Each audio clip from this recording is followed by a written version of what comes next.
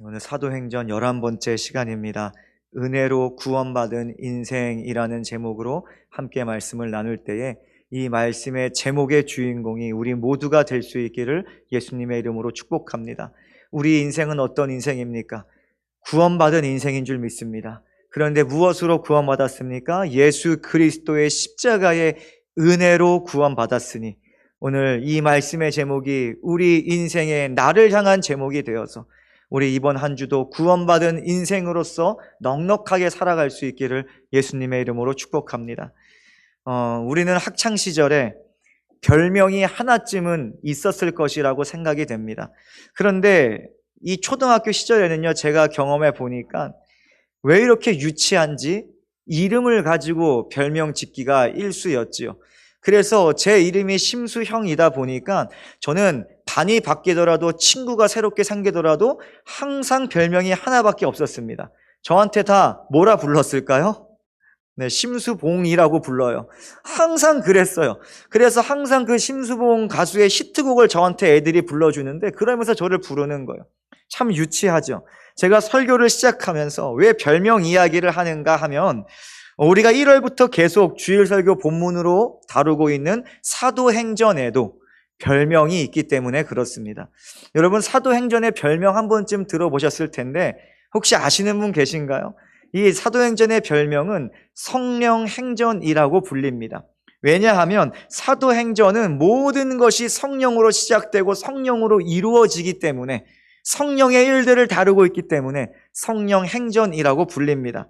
우리가 조금 복습하자면 예수님께서 승천하시기 전 40일 동안 이 땅에서 머무시면서 하나님 나라의 일을 계속해서 말씀하셨어요. 그러면서 제자들에게 말씀하시기를 너희가 성령을 기다려라 라고 말씀을 하시는 것입니다. 예수님 말씀대로 모여 기다리는 무리들에게 성령께서 강력하게 임하심으로 예수님께서 머리 대신 신약교회가 시작되었습니다. 더 나아가서 성령이 말씀하심을 따라 안디옥 교회에서 바울의 복음전도 여행이 시작되었다는 것입니다. 이처럼 우리가 사도행전을 통해 볼 수 있는 모든 복음의 일들, 모든 하나님 나라의 일들은 성령으로 시작됐어요. 그리고 성령의 능력으로 되어졌습니다. 그렇기 때문에 사도행전을 가리켜서 성령행전이다라고 부르는 것입니다. 이 성령행전이라는 별명답게 사도 바울은요, 성령의 인도를 따라서 자신에게 맡겨진 모든 복음의 사명을 감당했습니다. 특별히 그의 1차 복음전도 여행의 후반부를 보면요, 성령으로 아니하고는 절대로 사람이 감당할 수 없는 경로로 그가 이동을 하는 것을 볼 수 있어요. 성령이 인도가 아니면 절대로 사람은 가지 않는 길을 사도 바울이 걷게 됩니다. 우리가 이 사도행전 13장, 14장을 통해 보았듯이 다시 한번 복습을 하면 구브로 섬으로 먼저 가서 복음을 전하죠. 그 이후로 배를 타고 북쪽으로 이 소아시아 지역으로 올라가는데 거기서 바울이 얼마나 모진 박해를 받는지 모릅니다. 이 비시디아 안디옥에서 쫓겨나기도 하고요. 이고니온으로 쫓겨나서 갔는데 이고니온에 이르렀더니 유대인들이 돌로 치려고 바울과 바나바를 위협합니다. 그래서 그들이 유대인들을 피해 도망하여서 루스드라로 갔다라고 성경은 말하죠. 그런데 루스드라까지 유대인들이 쫓아오는 거예요. 그리고 사람들을 충동시켜서 바울에게 돌을 던지기 시작합니다. 지난주에 다뤘듯이 바울은요, 정신을 잃어버려요. 돌을 맞고 의식을 잃고 온몸은 피투성이가 돼서 이제 저 사람 죽었다라고 사람들이 착각할 정도까지 다쳤습니다. 사람들이 이 의식을 잃어버린 바울을 들어서 성 밖으로 던져버렸어요. 그러니 죽음의 위협까지 있었습니다. 그런데 정신 차린 바울은 어디로 갑니까? 복음 전도 여행을 중단하는 것이 아니라 바나바와 함께 복음을 전하러 더베로 넘어가는 것을 우리가 지난 시간까지 사도행전 13장, 14장을 통해서 살펴보았어요. 그런데 더베에서 복음 전도 여행이 어느 정도 끝났으면 이제 험한 일도 당했으니까 육로를 통해서 파송받은 안디옥 교회로 가면 돼요. 그 길까지 가는 육로로 갈 수 있는 길이 분명히 있습니다. 가는 중간에 길리기아라는 지방도 있어요. 길리기아가 어디입니까? 사울의 출생지예요. 길리기아 다소에서 났는데 가는 길에 자기의 고향도 나오니까 얼마나 좋겠어요. 육로로 통해서 안디옥으로 갈 수도 있는데 그 경로를 택하지 않는 거예요. 지도를 하나 보여드릴게요.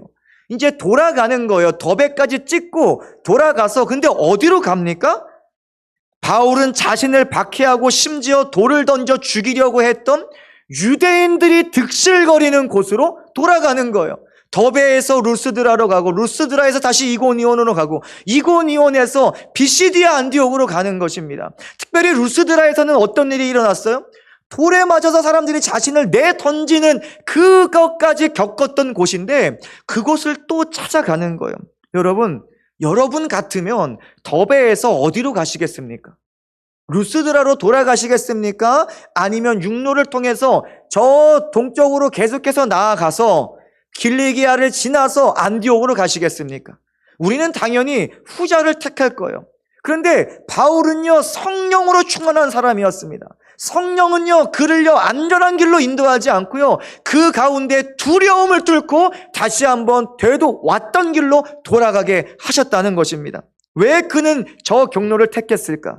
그것은 예수의 제자가 된 이방인 초신자들이 환난에 넘어지지 않고 항상 믿음 가운데 있을 수 있도록 권면하기 위해서였습니다.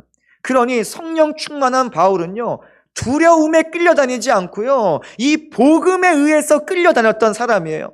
영혼을 사랑해서 두려움을 이기고 나아갔던 사람이 바로 사도 바울이었다는 것입니다. 이어서 오늘 본문인 사도행전 15장으로 넘어가면 바울의 1차 전도 여행은 14장에서 완전히 끝났습니다. 15장은 이제 새로운 전환점입니다. 이것은 이 복음 전도 여행을 통해 자신이 경험한 하나님의 은혜를 보고하는 장면이에요. 그 안에서 우리는 바울이 대체 그 1차 복음 전도 여행을 통해서 무엇을 얻었고 무엇을 자랑하고 있는지 바울의 자랑을 살펴볼 수도 있고 그가 결론 내린 구원의 근거가 무엇인지 분명하게 발견할 수가 있습니다. 오늘도 이 성령 행전이라고 불리는 사도행전의 말씀을 통해서 복음의 일을 들여다볼 때에 바울이 오늘 본문에서 자랑하는 그 자랑이 우리들의 자랑이 될 수 있기를 예수님의 이름으로 축복합니다. 더 나아가 바울이 고백하는 구원의 근거가 오늘 우리도 고백하는 구원의 근거가 될 수 있기를 예수님의 이름으로 축복합니다. 우리가 말씀을 첫 번째로 나눠볼 것은 복음은 구원을 자랑하게 한다는 것입니다. 이 바울과 바나바가 1차 복음 전도 여행에서 돌아온 후에 한 논쟁이 벌어지게 돼요. 극심한 격렬한 다툼이 일어나게 됩니다. 정황이 1절부터 2절까지 나와 있어요. 어떤 사람들이 유대로부터 바울과 바나바가 속해 있는 안디옥까지 왔다라고 성경은 말합니다. 그들이 와서 무슨 일을 하느냐? 구원에 대해서 가르치는 거예요. 그런데 그들의 가르침이 바울과 바나바가 가르치는 것과는 전혀 다른 구원이었다는 것입니다. 그래서 바울과 바나바 그리고 상대편은요, 유대에서 온 어떤 사람들 사이에 적지 않은 다툼과 변론이 일어났다라고 성경은 말합니다. 심각하게 다투기 시작했다는 것입니다. 그래서 안디옥 교회의 성도들이요, 이 문제를 해결하고자 바울과 바나바와 함께 몇몇의 신자들을 예루살렘 교회로 보내기로 결의를 했습니다. 가면은 이 사도들도 있고 또한 이 예수님을 직접적으로 본 이 장로들도 있기 때문에 사도들과 장로들을 통해서 문제를 해결받고자 했던 것입니다. 바울과 바나바는 안디옥 교회로부터 보냄을 받고 이제 예루살렘에 출발하는 거예요. 예루살렘으로 출발하는데 예루살렘을 향해 가고 있는 바울과 바나바의 여정이 참 눈에 띕니다. 3절 전반부를 한번 볼게요. 그들이 교회의 전송을 받고 베니게와 사마리아로 다녔다라고 말하고 있어요. 베니게와 사마리아를 통과했다라는 것이 제가 볼 때는 맞는데 여기는 다녔다라고 되는 거예요. 그러니까 정황이 조금 우습습니다. 아니 그렇게 급박한 일이면 그냥 베니게와 사마리아 지나쳐서 통과해야 될 것을 지금 베니게와 사마리아를 돌아다녔다는 거예요. 바로 가지 않고. 바울과 바나바는 예루살렘으로 곧장 가지 않았다는 것입니다. 본문은 그들이 예루살렘으로 향하는 경로상에 있었던 베니게와 사마리아를 충분히 다니면서 그 이후에 예루살렘으로 갔다고 이야기하는 거예요. 해당 절에 지도를 한번 보여드릴게요. 우리가 잘 알듯이 예루살렘이 가장 지도 아래쪽에 있죠. 그 예루살렘이 속한 곳이 유대 지역입니다. 유대 지역 위쪽이 사마리아고요. 사마리아 위가 갈릴리고 갈릴리 위쪽이 바닷가 지역을 포함하고 있는 베니게 지역인데 페니키아 지역이라고 흔히 알려져 있습니다. 이 베니게는 해안 도시였던 두로와 시돈이라는 성경에 자주 등장하는 도시를 품고 있는 지역이에요. 그렇다면 안디옥은 저 북쪽 끝에 위쪽에 있기 때문에 내려오면서 당연히 베니게와 사마리아를 그냥 통과해서 지나갈 법도 한데 오늘 본문은 그 베니게와 사마리아로 다니면서 무언가를 했다는 것입니다.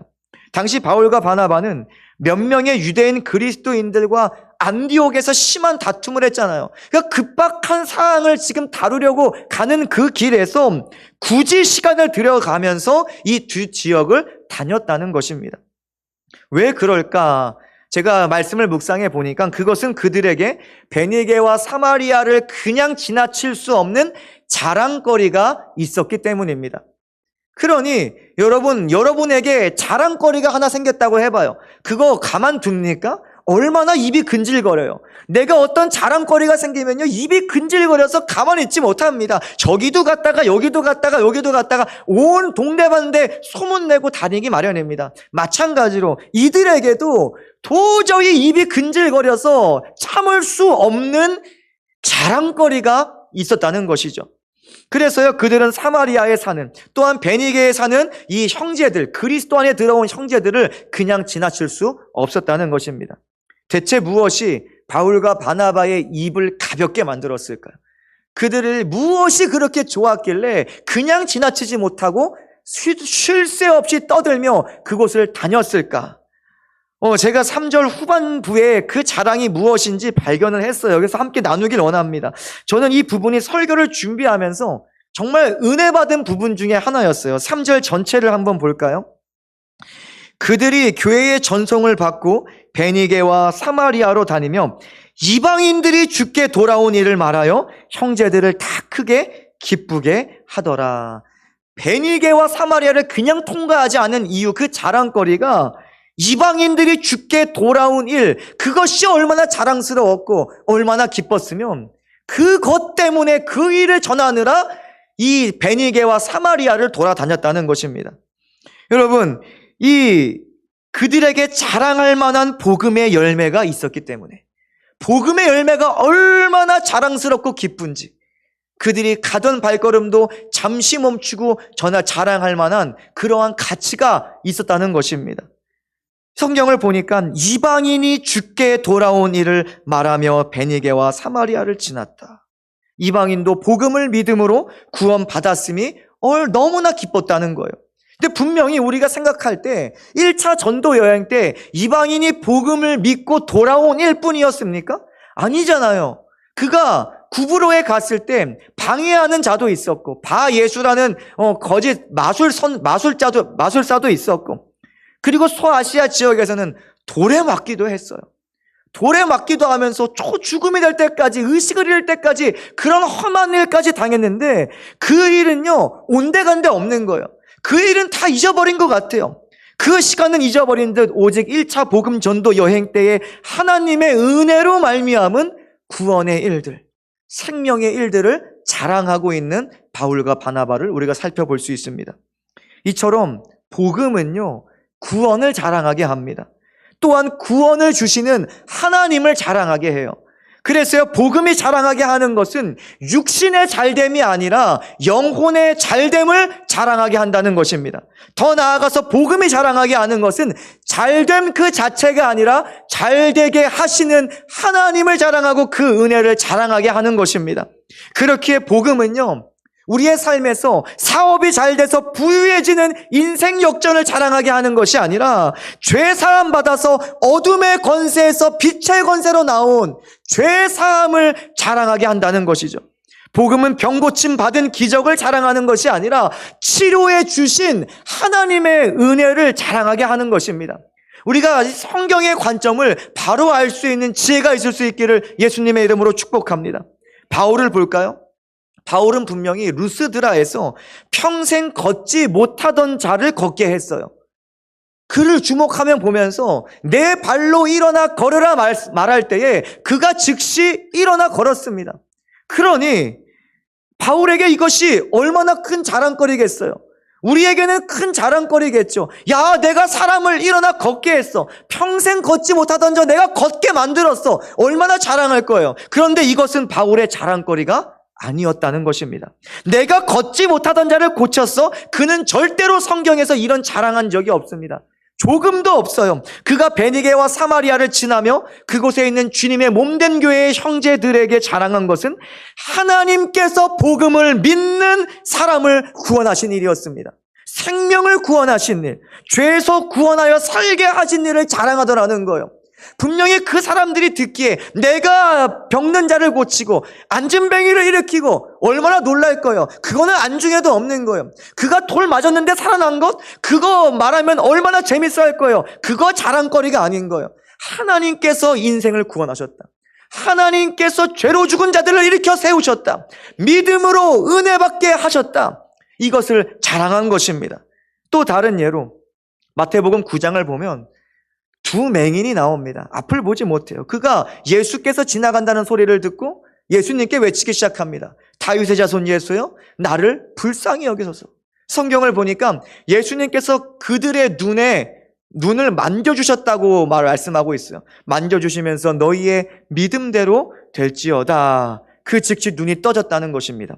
그런데 맹인이었던 두 사람의 자랑거리는 우리가 생각한 것과는 다른 거예요. 우리가 맹인이었다면 우리는 동네방네 떠들어 다니면서 야 봐라 내가 이제 볼 수 있다. 나 고침받았다. 나 고쳐졌다. 나 앞에 볼 수 있다. 이런 거 자랑했겠죠. 그런데요, 내 눈이 고침받았다가 아니라 내가 주님을 만났다. 내가 주님을 만났고 주님이 나에게 일하셨다. 주님을 자랑하더라는 거예요. 마태복음 9장 31절을 보니까 그들이 나가서 예수의 소문을 그 온 땅에 퍼뜨리니라. 복음을 들은 자들, 복음을 경험한 자들이 자랑하는 것은 오직 예수의 이름이라는 것입니다. 눈을 뜨게 된 두 사람은 자신에게 일어난 잘됨을 자랑하는 것이 아니라 잘되게 하신 예수 그리스도를 자랑했다는 것입니다. 오늘날 우리는 복음으로 말미암아서 대체 무엇을 자랑하고 있습니까? 여러분의 자랑은 대체 무엇입니까? 분명한 것은 우리가 고백하는 예수 그리스도의 복음은 우리의 영혼 구원을 자랑하게 한다는 것입니다. 죄 사함을 자랑하게 하며 그 은혜의 근거 되시는 예수 그리스도의 이름을 자랑하게 한다는 거예요. 여러분, 예수께서 우리의 자랑거리가 될 수 있기를 예수님의 이름으로 축복합니다. 그렇기 때문에 우리는 날마다 복음의 본질을 알아야 돼요. 복음의 본질을 들어야 돼요. 재밌는 예화나 듣다가 끝나는 예배 시간이 아니라 우리를 살리신 그 구원의 본질, 예수 그리스도의 십자가를 날마다 들어야 하는 것입니다. 복음은 무엇입니까?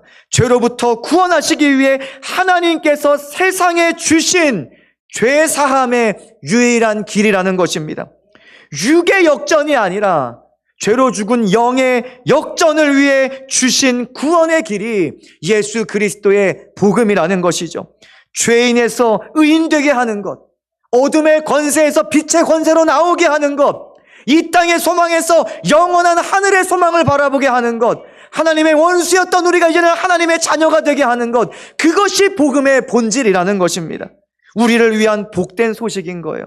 이를 위해 예수 그리스도께서 우리의 모든 죄를 지셔서 십자가에 고난받고 죽으셨다는 거예요. 우리를 의롭다 하시기 위해서 사흘 만에 부활하신 거예요. 죄와 사망에서 우리를 해방시키시기 위하여 우리의 앞서 죄와 사망을 이기시고 부활하셨다는 것입니다. 더 나아가 우리 주님은, 승천하신 주님은 이제는 죄와 상관없이 믿음 안에 거하는 자들을 위해 다시 한번 오실 것인데, 다시 한번 주님 반드시 오시겠다 약속하시고, 그 말씀이 우리 때든지 아니면 그 다음 때든지 그 시기는 알 수 없지만 어쨌든 하나님 그 시기를 작정하시고 이 땅에 성취될 것인데, 우리는 그날을 위해 믿음으로 말미암아 예수를 삶으로 자랑하는 거룩한 삶을 살아가며 준비해야 한다는 것입니다. 항상 반복적으로 말하지만 흘러가는 크로노스의 시간 가운데 하나님께서 역사하실 그 카이로스의 때를 위하여 우리는 지금 영혼을 준비하는 삶을 살아가는 것입니다. 우리가 성경이 말하는 예수 그리스도의 복음에 대한 온전한 지식을 가질 수 있기를 바랍니다. 온전한 경험이 우리 가운데 피부로 느껴질 수 있기를 축복합니다. 그리하여 바울과 바나바와 같이 구원을 자랑하고 구원의 근거 되시는 예수 그리스도만을 자랑할 수 있는 저와 여러분 되시기를 예수님의 이름으로 축복합니다. 그리고 두 번째로 다룰 것은 행위가 아닌 은혜로 구원을 받는다는 것입니다. 본문인 사도행전 15장, 이 안디옥에서 일어난 구원을 주제로 한 너무나 큰 다툼, 격렬한 논쟁, 그리고 그에 대한 해결을 다루는 장이죠. 이 논쟁의 시발점이 된 자들을 1절이 소개하는데 어떤 사람들이라고만 소개를 합니다. 어떠한 사람들이라고 소개하는데 5절에서는요, 그 어떤 사람들의 출신을 우리 가운데 분명하게 보여줘요. 우리가 분명히 추측할 수가 있어요. 먼저 4절을 보면 바울과 바나바가 안디옥에서 예루살렘으로 가서 그들이 구브로와 소아시아 지역에서 복음 전할 때의 일을 간증하기 시작합니다. 이런 일을 하나님께서 하셨습니다. 하나님께서 항상 우리와 함께 하셔서 놀라운 은혜의 일들을 감당하게 하셨습니다라고 나눴어요. 우리가 잘 복음으로 나누는 것처럼 이 바울과 바나바도 사도들과 장로들 앞에서 예루살렘 교회에서 복음의 일을 나눴다는 것입니다. 그리고 그들의 간증은 무엇이었죠? 그들의 나눔은 이방인들이 복음을 믿음으로 해요. 믿음으로 예수 그리스도께 나온 구원의 사건을 나눴다는 것입니다. 근데 그때 5절을 보니까 1절에 어떤 사람들과 같은 주장을 하는 그러한 자들이 등장을 하는 거예요. 5절을 보겠습니다. 바리새파 중에 어떤 믿는 사람들이 일어나 말하되 이방인에게 할례를 행하고 모세의 율법을 지키라 명하는 것이 마땅하니라. 여러분, 이 말씀을 보면요, 5절에 바리새파 중 어떤 믿는 사람들이 주장하는 것과 1절에 안디옥에 찾아와 구원을 가르치던 그 어떤 사람들이 주장하는 것이 똑같아요. 같은 말을 하고 있다는 거예요. 그 주장은 예수 그리스도를 믿는 믿음으로는 구원받기에 부족하다는 거예요. 믿음만으로는 부족하다는 거예요. 그래서 그들이 주장하는 것은 반드시 모세의 법대로 할례를 받아야 한다라고 가르쳤던 것입니다. 율법에 따른 육신적인 행위를 강조했다는 거예요. 보이는 뭔가 있어야 된다는 것입니다. 이러한 바리새파 출신 신자들 중 몇 명이 안디옥 교회로 찾아가서 논쟁을 일으켰다라고 말할 수 있는 것입니다.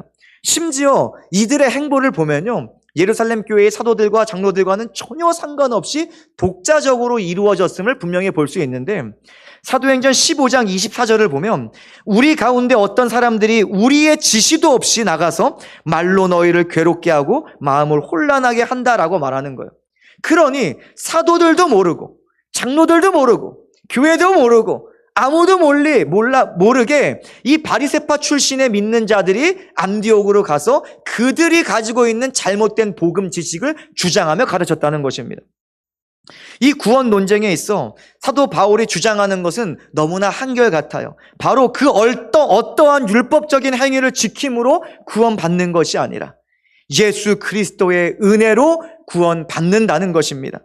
사도 바울은 이 복음 전도 여행의 간증을 열심히 했죠. 그러면서 믿음으로 구원받은 것을 계속해서 강조하는 거예요. 이 간증을 들은 사도들과 장로들은 의논하기 시작했습니다. 그래서 그들도 사도 바울과 같은 결론에 이르게 되죠. 11절 말씀을 보겠습니다.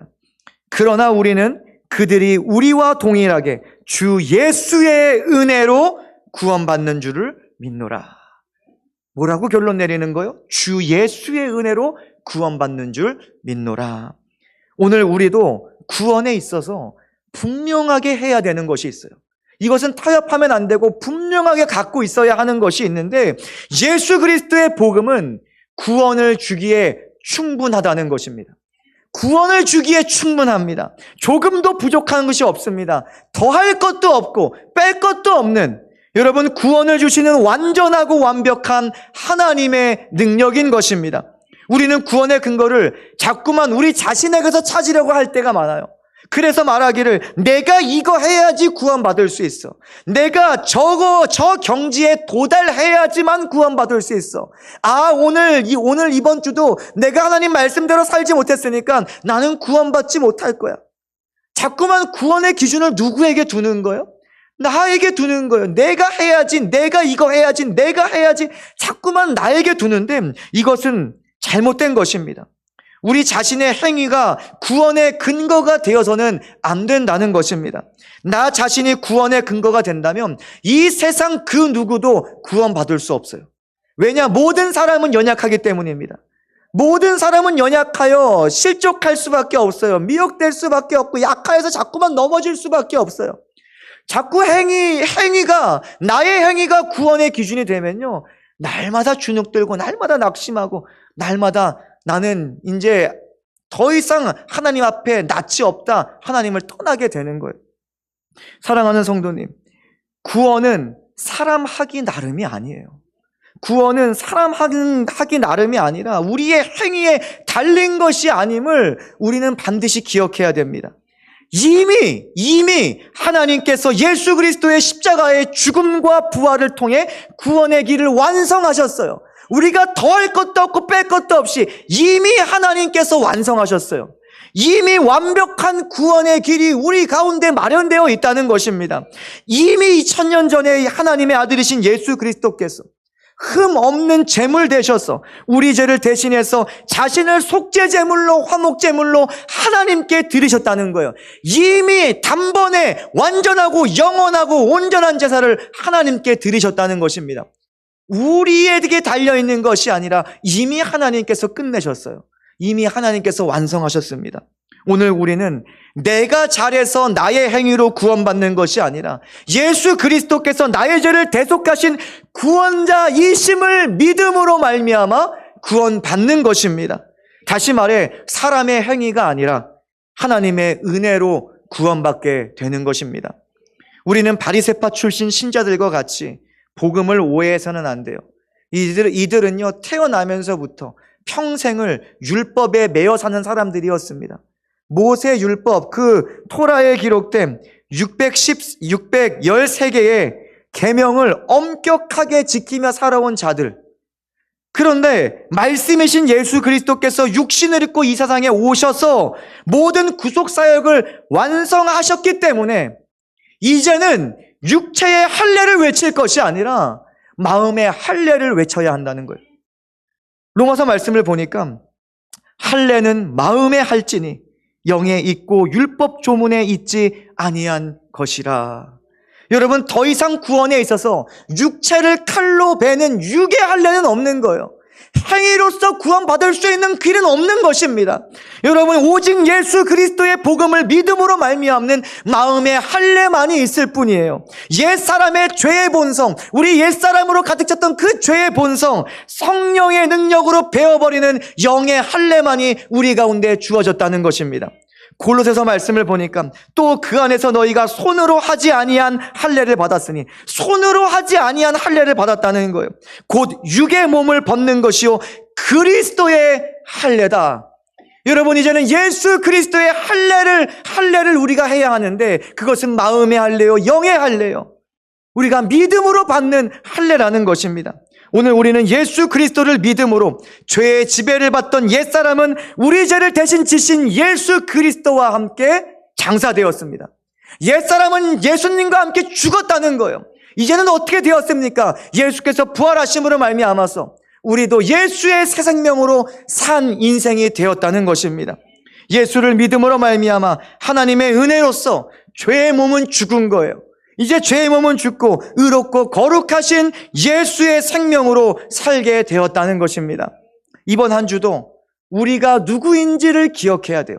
여러분, 대체 누구인지를 기억해야 되는 거예요. 우리는 은혜로 구원받았습니다. 예수의 피값으로 구원받았어요. 우리 안에 예수의 생명이 요동치고 있습니다. 우리는 구원받은 성도요, 하나님의 자녀입니다. 그렇기에 이번 한 주도 계속해서 예수 복음의 은혜 안에 머물러야 한다는 것입니다. 예수 복음 붙들고 예수 이름으로 살아내야 하는 거예요. 이 일을 위해서 우리가 발버둥 쳐야 될 줄 믿습니다. 근데 이 일이 쉽습니까? 이 예배당을 빠져나가는 순간 너무나 우리 가운데 어려운 일이 돼요. 이것은요, 우리의 의지로는 하루 이틀 가능할지는 모르겠어요. 그러나 할 수 없는 일입니다. 반드시 성령의 능력이 필요해요. 성령이 우리를 주장하셔야 돼요. 그렇기 때문에 기도하며 예배하는 자가 여러분 이 일을 감당할 수 있어요. 복음의 말씀을 가까이 하며 즐거워하는 자가 은혜 안에 머물 수가 있는 것이고 예수 이름으로 살아갈 수 있는 거예요. 여러분, 당연히 기도 안 하면 믿음이 처질 수밖에 없죠. 당연히 예배 가운데 온전한 예배를 드리지 못하면 시험 들고 낙심하고 믿음이 연약해질 수밖에 없는 거예요. 여러분, 정말 믿음이 성장하길 원한다면, 내가 정말 하나님 안에서 자라길 원한다면 여러분, 하루에 10분이라도 결단하며 구별하는 시간이 필요해요. 기도하는 시간이 필요해요. 이 일을 위해서 우리가 40일 전교인 기도 데이트를 진행하고 있으니 여러분, 저는 얼마나 기쁜지 몰라요. 앞에서 이제 기도하고 있는데 기도하다 보면은 또 이 소리가 자라들고 또 다른 소리가 올라오기 시작합니다. 그러면 또 그 소리에 맞춰서 같이 기도를 하다가 이 여러 가지 소리가 저한테 기도의 분위기가 다 다르더라고요. 얼마나 재밌는지 몰라요. 우리가 이곳에 동참하여서 혹시나 타지에서 일을 한다면 그 자리를 구별하여서 하나님께 기도할 수 있기를 예수님의 이름으로 축복합니다. 기도하는 자가 성령의 능력으로 은혜 안에 머물고 예수 이름으로 살아가고 믿음이 자라나는 거예요. 이번 한 주도 예수의 은혜가 충만하기를 예수님의 이름으로 축복합니다. 말씀을 정리합니다. 오늘 우리는 예수 그리스도를 믿음으로 하나님의 은혜로 구원받은 자들입니다. 내가 잘해서 구원받은 것이 아니라 하나님의 은혜로 구원받았어요. 그런데 행위가 아니라 은혜로 구원받았다고 해서 죄의 지배를 받던 옛사람의 습관대로 여전히 살아가서는 안 된다는 것입니다. 믿음은, 온전한 믿음, 구원받은 믿음은 실제적인 삶을 관여합니다. 실제적인 삶을 강력하게 주장한다는 것입니다. 예수 믿는 온전하고 살아있는 믿음은 우리로 하나님의 말씀을 즐거워하게 해요. 하나님의 말씀을 묵상하게 합니다. 성령을 따라 살아가게 하는 거예요. 다시 말해서 삶이 우리의 믿음을 증명해 준다는 것입니다. 삶이 우리의 믿음을 외쳐준다는 것입니다. 여러분, 정말 구원받은 믿음이 여러분의 삶 가운데 드러날 수 있기를 예수님의 이름으로 축복합니다. 이번 한 주도 우리의 말과 삶이 예수를 자랑할 수 있기를 바랍니다. 하나님을 사랑하여서 좀 하나님께 잘 보이고자 성령의 능력으로 거룩하게 살아가시기를 축복합니다. 오늘 우리에게 구원의 소망은 오직 예수 그리스도 한 분뿐입니다. 다른 길은 없습니다. 오직 예수밖에 없습니다. 이것을 기억하면서 사나 죽으나 나는 주님의 것입니다.